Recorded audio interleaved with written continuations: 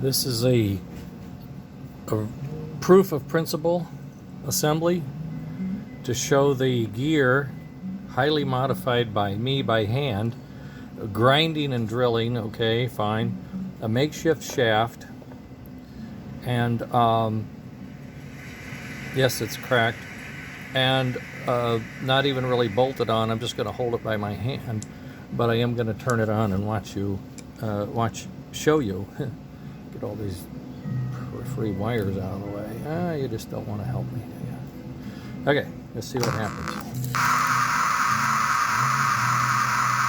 So you'll see it's running, and there it is. Now it's running.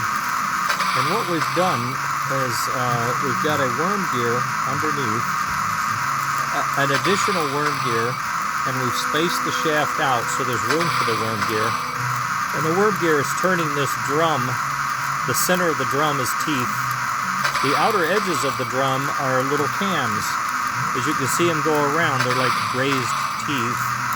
And the idea is I'm going to mount a limit switch on the inside of these flaps here, and their little wiper is going to rest on the drum, which is sort of circular, and it will just rest at the ready. And when the little tooth comes around, it'll trigger the limit switch. And that trigger of the limit switch is what would then be the puff and chuff triggers for both smoke and for the sound side. On the other side, one side I'll have a limit switch, the other side I'm going to have a magnet, and I'm going to strap a magnetic trigger like I had earlier. And so I'm going to have one magnet and one limit switch to try to prove out both versions of the trigger as we go around. Now I wanted you to see how that's running and what it's going to look like and how close we are to making this. Coupling this guy, I'm using a stand. Aren't you proud of me? And I got to loosen it to move it. And we're going to use this in couple with, where am I? Oh, I got to go up over here. I'm on great big and I can't find where I want to be. Oh, there it is.